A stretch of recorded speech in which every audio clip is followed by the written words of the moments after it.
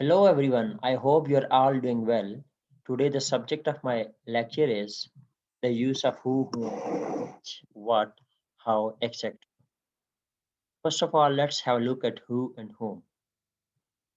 In formal English, we use preposition plus whom, right? When you write formal sentences, formal English, you will use to plus whom. For example, to whom were you speaking? And but in ordinary English, or you can say in colloquial English, or you can say in informal English, we usually move the preposition to the end of the sentence. The whom then normally changes to who. So in informal English, you will say like this: who did you go with? So you have moved the preposition here at the end of the sentence. So this is informal way. This is ordinary English, or you can say this is colloquial English. All right. And this one in which you use to plus whom, this is formal English. Which and what. In formal English, we use preposition plus which or what. Same is the case here. If you are writing formal English, you will use to plus which, and you will use on plus what, or in other words, you can say preposition plus which or what. For example, to which address did you send it? On what do you base your theory? So this is formal way of saying the things with the help of which and which, preposition plus which and what. And in informal English, you or we move the preposition to the end of the sentence. For example, here, which address did you send it to? Here again, you move the preposition at the end of the sentence. And you started the sentence with which and what, but you move the prepositions at the end of the sentence. All right, let's have a look at the uses of what. What is a general what is a general interrogative used for things? Okay. First of all, you use it for interrogative purpose, all right, for question purpose. For example, what bird is that? What makes that noise? And etc. So here you use word for a general interrogative purpose. All right, you ask something with the help of what. Then again we have what for. What dot or dot for does mean you use what and then some other thing here and then at the end you use for. So what does it mean? It means why. When you use what for, it means why. What did you do that for? It does mean why did you do that? You can also express this thing with the help of this. All right. What for can be replaced with why. All right. What did you do that for? You can say it like this: why did you do that? Then we can also use this structure with what as well. For example, what plus be plus like. So when we use this structure, it does mean it is a request for a description and can be used for things or people. All right. So this what plus be plus like. Be does mean ism or was or etc. So here is the structure given. If you use this structure, it will be like this. It will mean that you are requesting for a description of something, for a description, and that can only that can be used both for the things and people as well. What was the exam like? It does mean you are asking for description of the exam. All right. So it does mean it was. Now its answer could be like this: it was very difficult. What was the weather like? Its answer could be like this: it was very windy. What's the food like in your hostel? It's quite good. All right. So here you are asking for a description of something. All right. And in this slide, we will look at the use of what does he or she or it look like. In the previous slide, we also looked at this structure, that is what plus be plus like. But here in the next slide, we will only look at this structure. What does he, she, or it look like? We will not add be here, or as am or as was were. All right. So what does he or he it look like concerns appearance only, whereas uh, what plus be plus like does mean you are asking for a description, but you are requesting for a description, and whereas here you are concerned about appearance only, and can also mean what does she he it resemble. All right, it does mean you are asking for the resemblance for the appearance. All right, when you say what does she look like, it does mean its answer could be like this. Here you are asking for the appearance. You are concerned about the appearance of her. All right. You are concerned about her appearance, and its answer could be like this: she's tall and glamorous. She looks like a film star. So what does it look like? Here again, you are asking for appearance. All right. So what does it look like? Its answer could be like this: it's black and shiny. It looks like gold.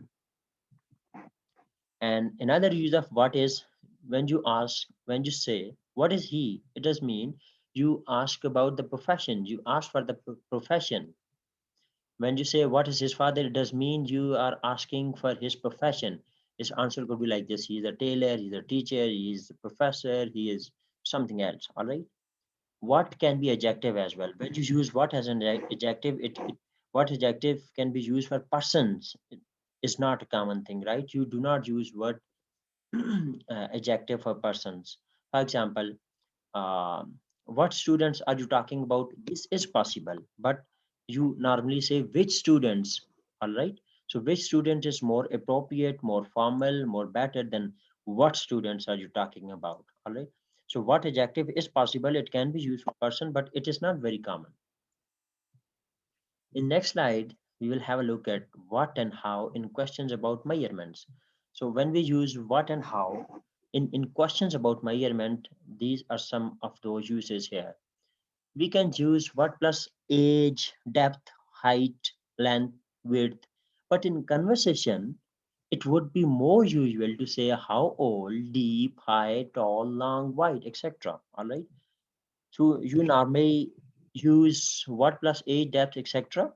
In writing, in formal English, but in conversation, in colloquial language, you normally use how old, deep, high, tall, etc. For example, if you say what size or weight is usual when an exact answer is required, though how big, heavy is also possible.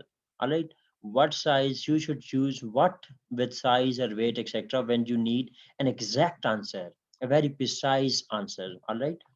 But you can of course also use how big, how heavy, etc. as well. Here are some examples. What age are you? It does mean what is your age, or you can also say how old are you. And next is what height is he? So it can also be expressed as what is his height or how tall is he? What's the weight of the parcel? Or you can also say it like how heavy is it? What size do you take in shoes? So these are some of the examples of word. And here in the next slide, we will look at which compared with who and what. So what will you have to drink? There is gin, whiskey, and sherry. Which will you have? All right. So here we are going to compare uh, which with who and what. And you can see that you are introducing a sentence with what you are asking a question. You are using it for interrogative purpose, and you are using what for interrogative purpose. You are starting a sentence with it, but then when you give two options, and then you use which for one of them. All right. You use which for as a as a pronoun for one of the things. For example, here you use what as interrogative purpose. Then you said there is a gin, whiskey, and sherry. Which will you have? All right. Again, this is the same case here. What does it cost to get to Scotland? Here you are asking a question with what, then you will give an option for which you will introduce which as well later on in the sentence. It depends on how you go. Which way is the cheapest or which is the cheapest way? All right. You use which for one of the things. All right. Instead of using the nouns, repeating the nouns, you are using which for that. I have been the I have seen the play and the film. What did you think of them? All right, you can also call it with words. You can also say it like this. Which of them did you like best? Examples of which and who used for people. Who do you want to speak to? I want to speak Mr. Smith. We have two Smiths here. Which of them do you want? Again, you are using which of them. All right. Which is the here? And again, which will you have one? So you give option. When you give option, you use you replace actually things or people, etc., with which. All right, you use it as a pronoun in the sentence. Then, which of them do you want? Which pronoun of which of people is not used alone as subject of a verb. So normally you do not use which as a pronoun of people as a subject of a verb. For example, which of you knows the formula? Here of you is essential in the sentence. You simply cannot say which know the formula or which knows the formula. You do not say it like this, right? You will say which of you knows the formula. So of you here is essential, is necessary, is required. Who knows the formula? Of course, it is possible as a subject here. Who alone as subject of a verb is possible, but which alone as subject of a verb is not possible. For which you will have to use of you. In the next slide, which as an adjective will be discussed. Which adjective can be used of people when there is only a very slight idea of restriction? You normally do not use which adjective for people, all right? For example, here, if you have a very slight idea of restriction, if you think that there is a very slight idea of restriction is there, an iota of restriction is there, here you use which. Which poet of all the poets do you like best?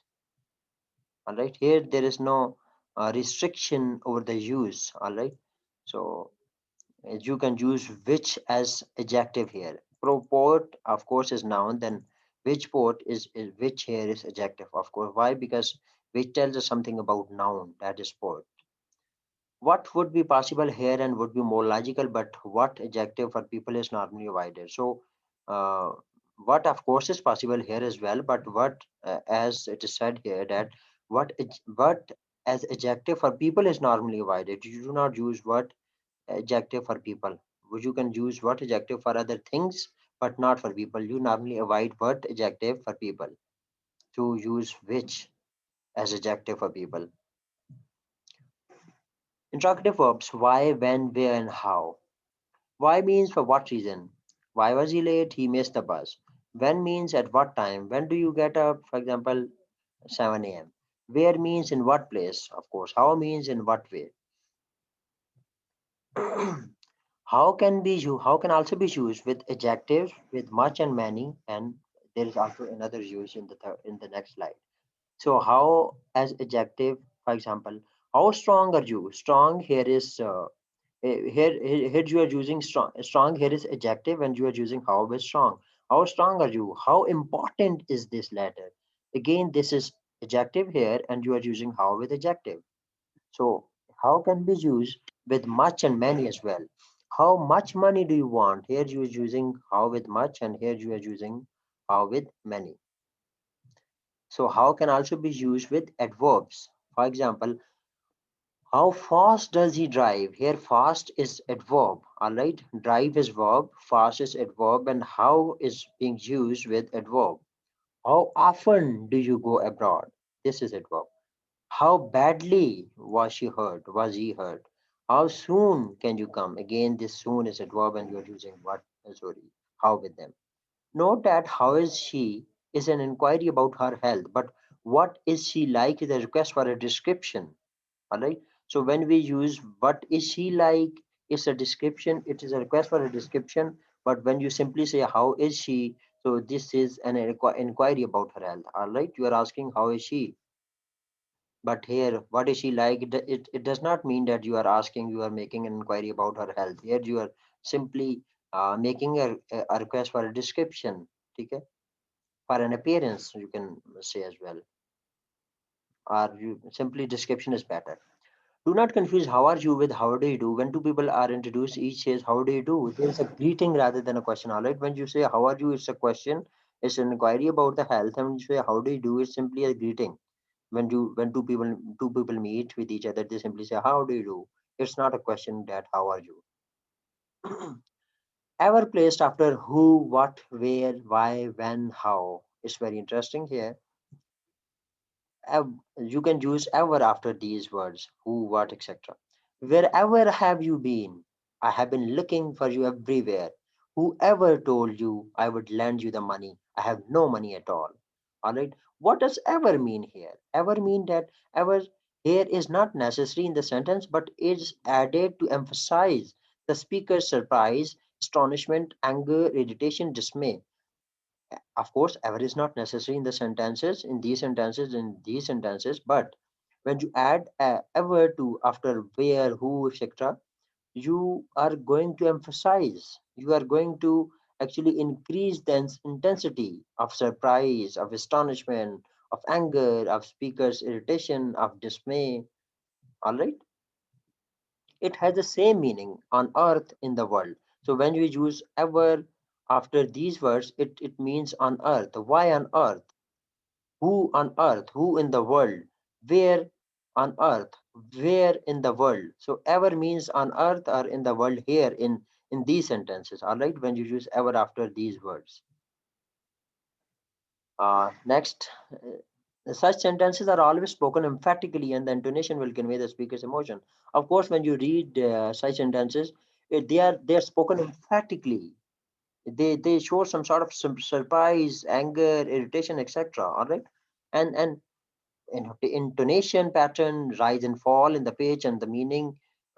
Normally when you speak, you use intonation pattern, you for showing your emotions, etc., but in the sentence you will, this ever will also show your intonation pattern, your emotions, your anger, your dismay, etc. Here if I look at the examples, they are very very interesting examples. Why ever did you wash it in the boiling water? Here you are showing dismay that you are not happy with this thing. All right, here ever does mean why on earth, or it means why in the world did you wash it in boiling water. It shows the speaker's anger. All right, it shows that speaker is not happy with this thing, but whatever you did. Whoever are you? Here ever again is emphasizing where speakers, you can say it's adding something to speaker surprise. Whoever are you? Or it's also a kind of dismay on the part of speaker as well. Whoever are you does mean who on earth are you? Who in the world are you? It does mean the other person is presumably an intruder. The person who has entered in the room or somewhere else, he's an intruder, he is an outsider. Whoever left the door open. Here again it does mean who on earth, who in the world left the door open.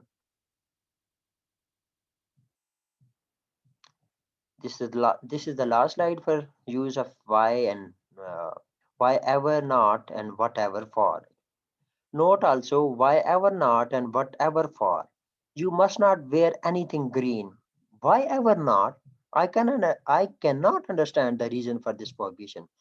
When you say that why ever not, it does mean you emphasize over that thing, that why is something being why are you being stopped from doing something. All right, here when you are being told that you must not wear anything green, so you ask why ever not. So it does mean you cannot understand the reason for this prohibition. When someone say bring a knife to class tomorrow and you say whatever for, so it does mean you cannot understand what I need a knife for. All right, if a teacher asks you bring a knife to class tomorrow and you say that whatever for, here it does mean that you cannot understand why you need a knife for. So this was all about what, why, how, who, whom, etc. I hope you understood the lecture. If you still have any query, any questions, please do ask me in the comments below, or you can inbox me as well. Thank you so much for watching the lecture.